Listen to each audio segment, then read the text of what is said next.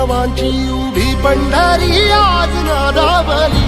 तुझे नाव ओठी तुझे रूप ध्यानी जीवाला तुझी आस गा लागली. जरी बाप साऱ्या जगाचा परी तू आम्हा